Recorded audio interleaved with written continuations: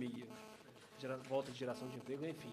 O que dessas reformas impactaram nessa percepção de melhoria? O que o brasileiro pode esperar de 2018 da economia brasileira? Nós tivemos algumas reformas fundamentais que foram aprovadas. A primeira delas foi o teto dos gastos. O teto dos gastos foi fundamental, porque deu uma confiança aos agentes econômicos, aos consumidores, aos empresários, de que as despesas públicas não continuariam subindo sem controle. Por quê? Porque quando as despesas públicas começaram a subir de forma mais forte, a partir aí de 2011, foi que a economia começou a cair. A economia estava crescendo bastante, aí foi caindo, até que nós entramos na recessão de 2015, 2016. Agora, o país está se recuperando. Por quê? Porque no momento em que, primeiro, o teto dos gastos, isto é, já deu uma confiança a todos de que as despesas públicas estavam controladas e, portanto, o Brasil não ia ter problema para pagar sua dívida no futuro. Isso é muito importante. Segundo, no momento também em que se encaminharam, foi aprovada, por exemplo, a reforma trabalhista, da maior importância. Tudo isso fez também com que o nível de confiança na economia começasse a aumentar, o nível de confiança, inclusive, do país produzir mais e melhor. E, posteriormente, outras coisas, por exemplo, a queda da inflação, fundamental. Em função de tudo isso, na medida que a inflação caiu, aumenta o poder de compra das pessoas, as pessoas podem comprar mais. Em função disso, aumenta um pouco mais o consumo. E isso facilita a recuperação, porque aumenta a possibilidade das empresas produzirem mais.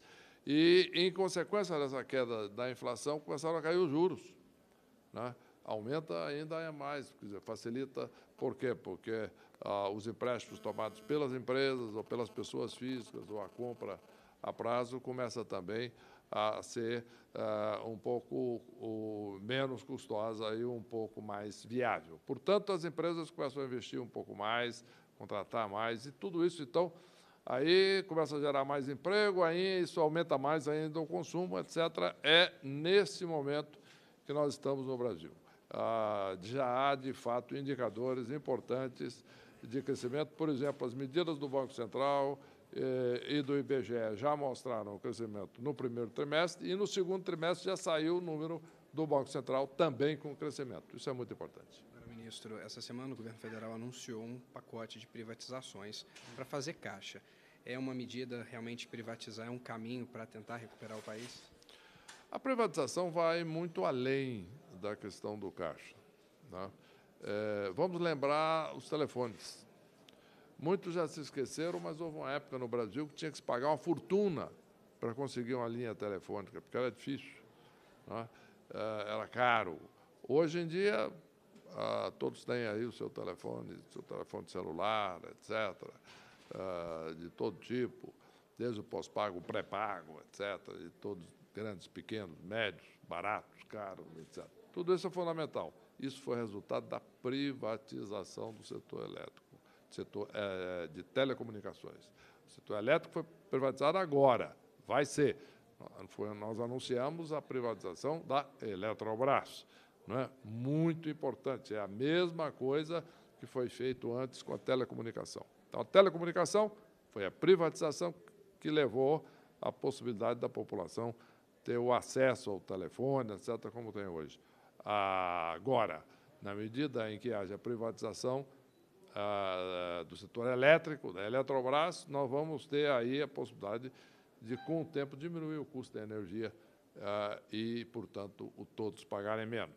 E depois toda essa série de privatizações, aeroportos, etc., estradas, rodovias e tudo isso, isso vai permitir que haja investimentos nesses setores que não dependam tudo do orçamento do governo, que tem, obviamente, limitações importantes exatamente por toda a situação fiscal que o Brasil viveu nos últimos anos. Em resumo, é muito importante e esta é uma direção de sucesso que muitos países já seguiram, o próprio Brasil em alguns momentos do passado, e agora nós estamos nessa direção, de fato, com força e com vigor.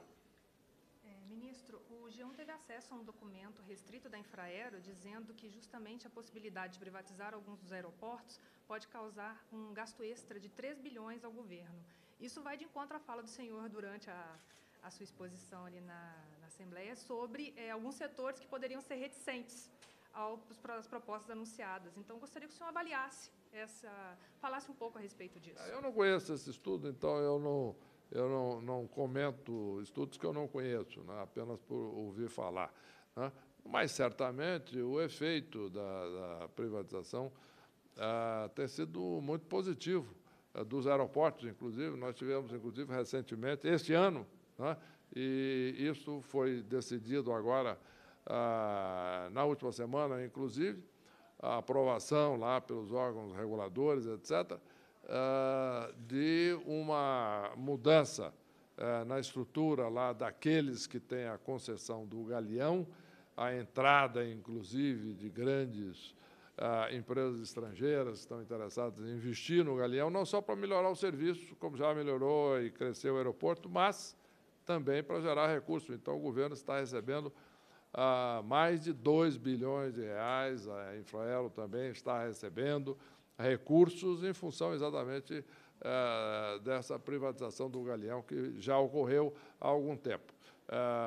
Esses aeroportos que serão privatizados certamente alcançarão preços muito importantes que gerarão recursos para o governo e para também a Infraero. Em resumo, não há dúvida de que o processo de privatização é fundamental para o país, é fundamental para que o país possa ter investimento em infraestrutura que não dependa do governo, né? Não adianta termos aí o governo cada vez se endividando mais para tentar fazer algum tipo de investimento que, na verdade, seria limitado. Agora nós vamos ter um amplo programa. Ministro, a participação do senhor nessa reunião aqui da Assembleia foi divulgada na pasta, na agenda do senhor de hoje, né? Qual que é a importância do senhor, enquanto ministro da Fazenda, de participar de uma reunião como essa aqui da Assembleia? Olha, é muito importante que nós possamos falar com todos os segmentos da sociedade, né? É natural que eu vá às reuniões, seja organizado por federações empresariais, como eu tive essa semana lá na federação, na Confederação dos Produtores de Aço, quer dizer, é um congresso dos produtores de aço, que é um congresso empresarial, que eu falei para os empresários que produzem aço no país, muito importante. Hoje à noite vou estar presente em um evento organizado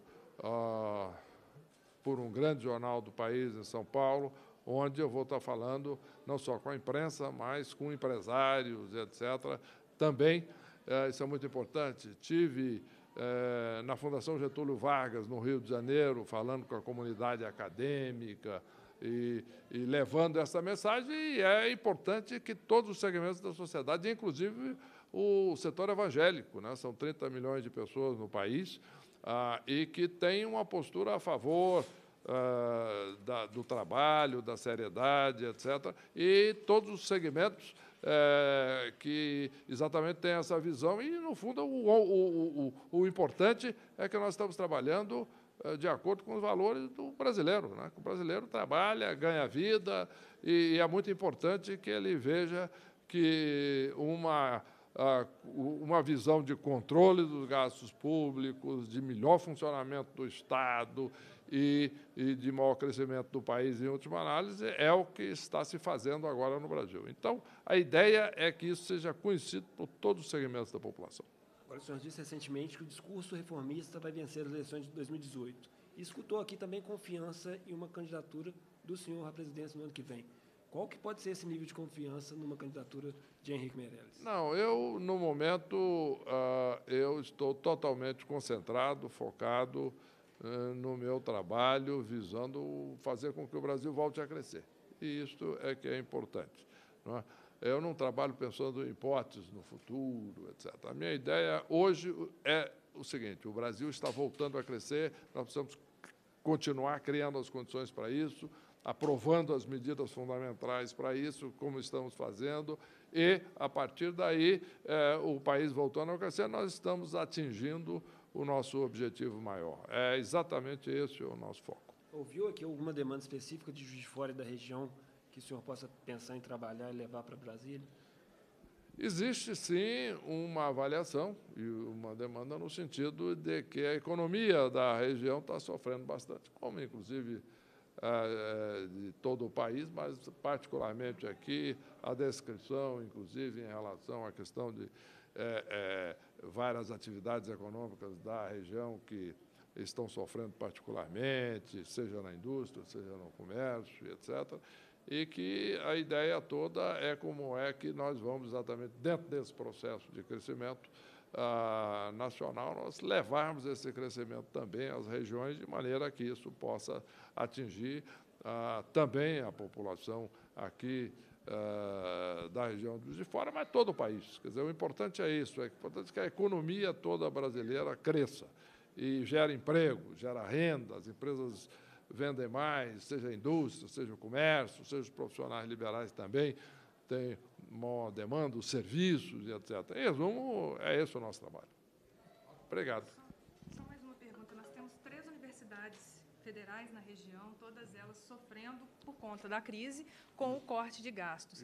Há uma previsão, não sei, né, porque o senhor não trabalha em hipótese, uma previsão de quando que isso pode ser ao menos amenizado?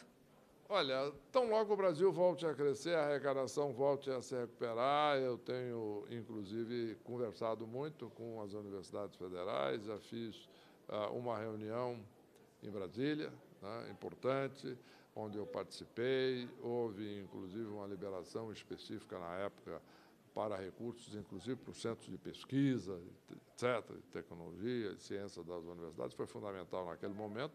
As universidades, certamente, é uma prioridade, tá? Não há dúvida.